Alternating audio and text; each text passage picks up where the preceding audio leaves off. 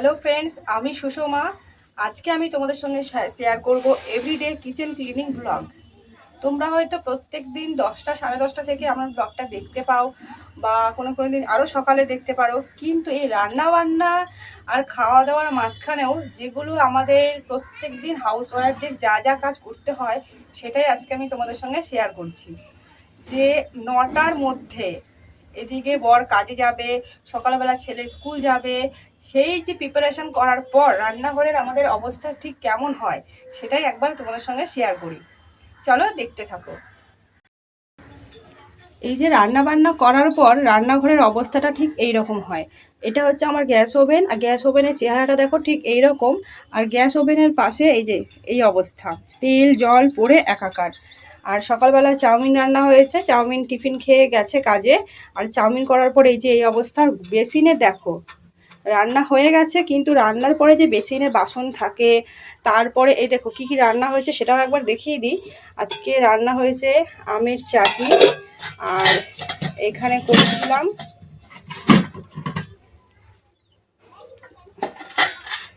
এই যে পাতলা করে ডিমের ঝোল। এই গরমের জন্য যত হালকা পাতলা রান্না খাওয়া যায় ততই কিন্তু ভালো, তাই না? তারপরে হচ্ছে রান্নাঘরের এই অবস্থা। আর নিচটা একবার দেখিয়ে দিই তোমাদেরকে। এই যে নিচটা, আমি এখানে জলের বালতি রাখি আর এখানেও জলের বালতি রাখি। আর এই যে নিচটা হচ্ছে এই অবস্থা। এই যে প্লাস্টিকগুলো যেটা দেখতে পাচ্ছ, সেগুলো যেগুলো আমি দোকানের সদাইপাতিগুলো আনি মুদিখানা জিনিসে, সেই প্লাস্টিকগুলো। আর এইদিকে যে স্পেসটা আমার আছে, এই যে এখানে আছে পেছনে বাসন রাখার র্যাক। আর এখানে একটা শোকেসের তাক মতন বানিয়েছি, এখনও কাজ লাগাইনি। আর নিচটাতে আমার আছে এই যে এইখানটায় এই যে তাকটা ঠিক এইরকম লাগে। এই যে এই র্যাকের মধ্যে বড় বড় প্রেসার কুকার আর কড়াই এইগুলো রাখি। আর এই পাশের যে জায়গাটা আছে, এখানেও একসময় আমি জলের বালতি রাখতাম, এখন জল অতটা প্রয়োজন লাগে না, সেজন্য নিই না। এই যে রান্নাঘরটা বাইরে থেকে যদি দেখি ঠিক এইরকম লাগবে। এই যে এইরকম। চলো এবার রান্নাঘরের কাজগুলো আমি স্টার্ট করি। যেহেতু বেসিনের জায়গাটা বড় ছোট, সেই কারণে সব বাসনগুলো একসঙ্গে মেজে ধোয়া যায় না। তাই আগে বাসনগুলো একটু একটু করে তুলে স্ল্যাপের ওপর রেখে দিই, তারপরে আগে 2-4টে করে বাসন মেজে ধুয়ে রেখে দিই। এরকম অল্প অল্প মাজতে হয় আর অল্প অল্প ধুয়ে নিতে হয়, তাহলে জায়গাটা ফাঁকা পাই। আর বাসন মাজার আগে একটু জল দিয়ে ভিজিয়ে রাখলে কিছুক্ষণ, তাহলে কিন্তু সহজেই বাসন মাজা যায়। আসলে যে এঁঠোকাটাগুলো থাকে সেগুলো শুকিয়ে যায়, বা তরকারি রান্না করার পর যে কড়াইটা থাকে, সেই কড়াইয়ে যে তরকারিটা লেগে থাকে সেটা শুকিয়ে যায়। তার ফলে সঙ্গে সঙ্গে যদি বাসন মাজতে যাই তাহলে কিন্তু সহজে উঠবে না। সেই কারণে আগে ভিজিয়ে রাখলে তারপরে বাসন মাজলে অনেক সুবিধা হয়।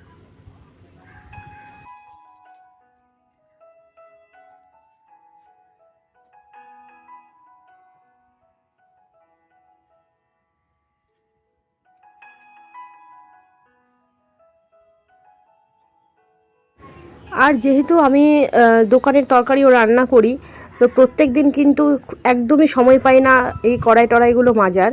তাই আজকে তো ছুটির দিন আছে, শনিবার। তো আজকে ভাবলাম এই বাসনগুলো আমি মেজে নিচ্ছি। আর একটু ছাদে যে মাটি আছে ফুল গাছ লাগানোর জন্য, যে মাটি, সেই মাটি থেকেই কিছুটা মাটি এনে সেটা দিয়ে এখন আমি কড়াইটা ভালো করে ঘষে ঘষে মাজবো। আসলে এখানে বালি পাওয়াটা যায় না, বালি পাওয়া যায় না সেরকম। এই মাটিটা কিনতে পাওয়া গেছে আর কি, কিনে নিয়েছি। মাঝে মাঝে জানো তো, বাপের বাড়ি থেকেও মাটি এনে কিন্তু আমি ফুল গাছ লাগিয়েছি। তো এই মাটিটা পাশের বাড়ির মানে পাশে ফ্ল্যাট হচ্ছে, সেখান থেকেই মাটিটা তুলেছি। আর সেই মাটি দিয়ে এখন ভালো করে ঘষে মেজে নিচ্ছি, যতটা সম্ভব গায়ের জোর লাগিয়েছি। আর দেখো এখন কড়াইটা আমি ধুয়ে নিচ্ছি, দেখি এরপরে কেমন হয়।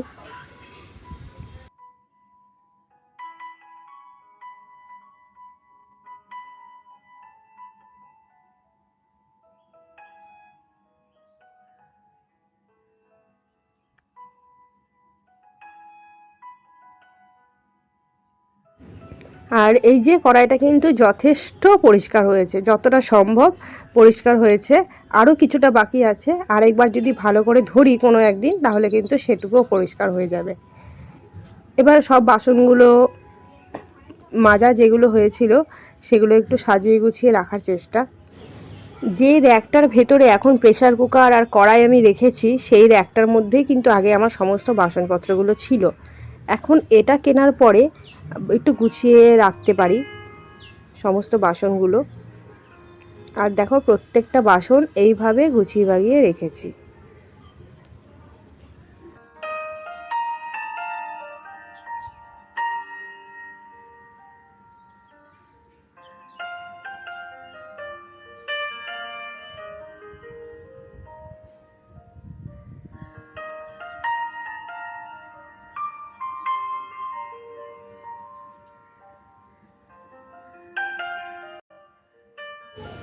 এবার এই যে এদিকে যে স্ল্যাবটা আছে এই স্ল্যাবটা এখন ভালো করে পরিষ্কার করে নেব। এই স্ল্যাবটা হচ্ছে চাউমিন করা হয়েছে। আর এদিকে যে প্লাস্টিকগুলো ছিল সেগুলো আপাতত তুলে ফেলে দিয়েছি। এবার এই জায়গাটা ভালো করে মুছে নেব। আর হ্যাঁ, তার আগে গ্যাস ওভেনটা ভালো করে পরিষ্কার করে নিচ্ছি। এমনিতেই মোটামুটি একটু পরিষ্কার আছেই, সেরকম কিছু করিনি। সকালবেলা একটা ভেজা কাপড় আমি সাইডে রেখে দিই, যখনই একটু একটু তরকারি পড়ে বা তেল পড়ে সঙ্গে সঙ্গে মুছে নেওয়ার চেষ্টা করি।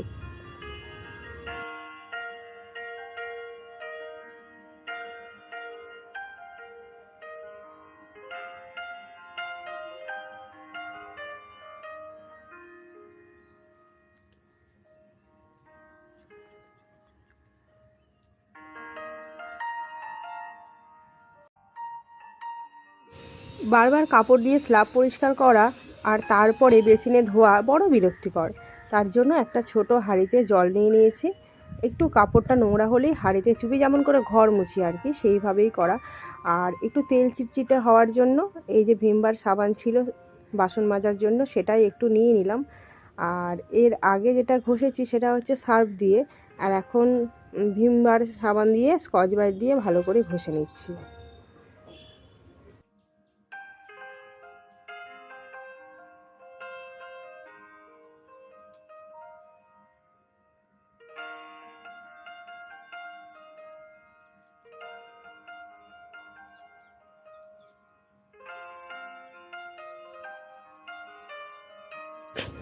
আর যেহেতু গ্যাস ওভেনের অপোজিটে কোনো দেয়াল নেই, জানালা আছে, আর সেই কারণে জানালা কিন্তু প্রচণ্ড তেল চিটচিটে হয়ে যায়।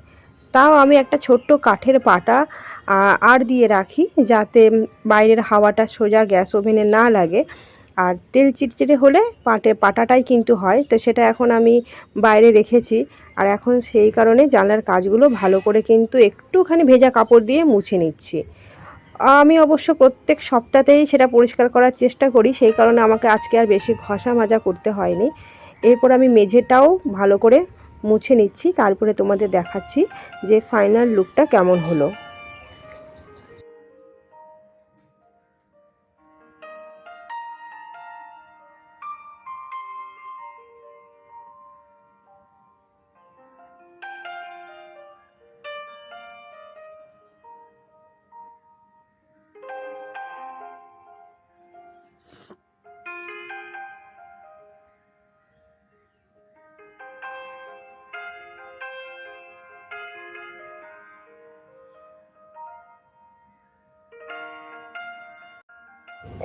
একবার মুছে পড়ে জানলাটা, তাতে মন ভরল না, তাই ভাবলাম আরেকবার কিন্তু ভেজা কাপড় দিয়ে মুছে নিই। মনে একটা কেমন কিন্তু কিন্তু হচ্ছিল, সেই কারণে মোটামুটি ঘরের সব কাজই কমপ্লিট। আর এবার তোমাদেরকে দেখিয়ে দিচ্ছি জানলার কাজটা কি সুন্দর ঝকঝকে তকতকে হয়ে গেছে। এই জানলার কাজটা আমার লাগানো হয়েছে প্রায় 3-4 বছর তো হয়েই গেল। তারপরেও একটু ফেটে গেছে, তাই একটা সাদা আঠা লাগিয়ে রেখেছি।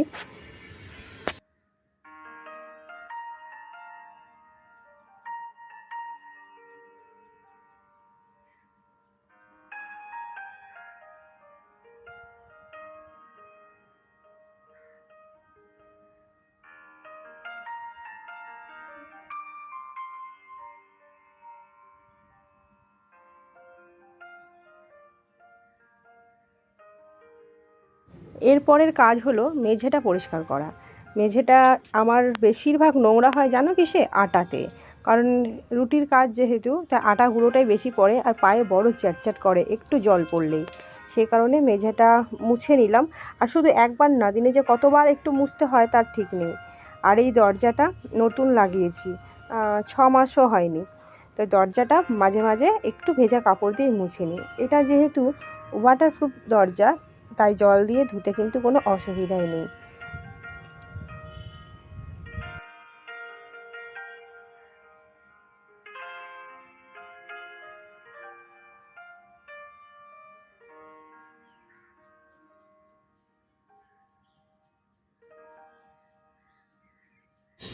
আসলে এই কিচেনটার স্পেসটা এতই কম যে দরজাটা ভালো করে খোলাও যায় না, কিন্তু নিজের সেফটির জন্য তো দরজা লাগাতেই হয়। কোথাও গেলাম, তালা মেরে গেলাম, বা সব সময় যে তালা মারি সেটাও নয়। বিড়াল টিড়াল ঢোকে কোনো সময়, এর আগে 2বার বিড়ালে মাছ খেয়ে চলে গেছে, তার দরজাটা হওয়াতে আমার অনেকটা হেল্প হয়েছে।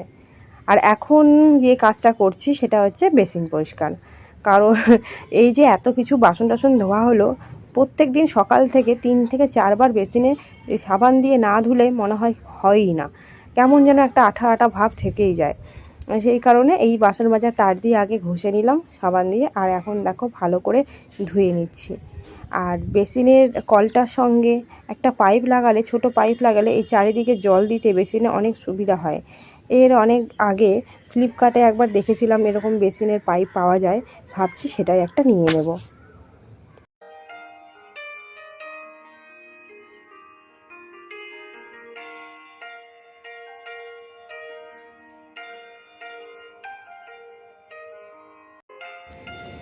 সারাদিনের কাজকর্মের মধ্যে নিজের জন্য একটু সময় বের করার চেষ্টা, এই আর কি। তাই ফেস ওয়াশটা রান্নাঘরেই রাখি, যখনই সময় হয় মুখটা ধুয়ে নিই। আর জানো তো, এই ফেস ওয়াশটা, এটা কিন্তু কৌটো নয়, কৌটোটা হচ্ছে আমার ঘরে রাখা ছিল, ফেস ওয়াশটা ছিল মায়ের। তো মায়ের ফেস ওয়াশটা অনেকটা ছিল, তো মা আমাকে একটু দিয়ে গেছে এর মধ্যে, এটা শেষ হলে তখন আমি আবার অর্ডার করে নেব। তাই রান্নাঘরে রেখে দিয়েছি। যখন মুখটা আমাকে রান্নাঘরে এসেই ধুতে হয়, তাহলে আর কেন রুমের মধ্যে রাখতে যাব, তাই না? তাই সুন্দর করে একটু মুখ টুক ধুয়ে নিচ্ছি, আর ফেস ওয়াশটা দিয়ে কিছুক্ষণ রেখে দিই মুখের মধ্যে, তারপরে অন্যান্য কাজগুলো করি। কিন্তু এখন আর সেই সময়টা নেই, সেই জন্য সঙ্গে সঙ্গে একটু 5-10 মিনিট ঘষে মুখটা ধুয়ে নেব।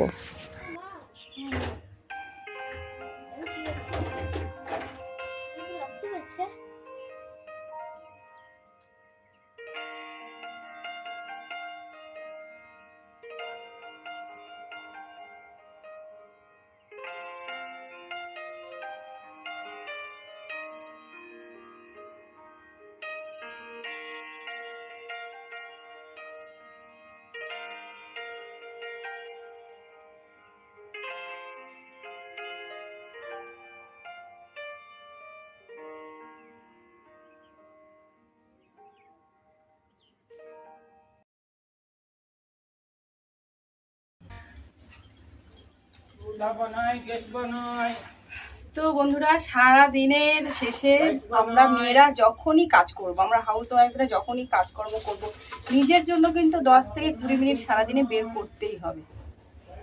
এই যে এখন আমি মুখ টুক ধুয়ে দিলাম, পুরো ফ্রেশ হয়ে গেলাম, এবার গিয়ে পুরো বিছানায় মধ্যে একটু 10 মিনিট শুয়ে অনেকক্ষণ ধরে শান্তভাবে চিন্তা ভাবনা করব, তারপরে আর কি কি করা যায়। হ্যাঁ, একটু রেস্ট, একটু নিজের পরিচর্যা করা, একটু নিজের যত্ন করা, এটা কিন্তু অবশ্যই করতে হবে। আর আমার এই এভরিডে কিচেন ক্লিনিক ব্লগ তোমাদের কেমন লাগলো সেটা কিন্তু অবশ্যই কমেন্টে জানিও। আর ভালো লাগলে কিন্তু লাইক শেয়ার সাবস্ক্রাইব অবশ্যই করতে হবে। আজকের মতো টাটা, বাই বাই।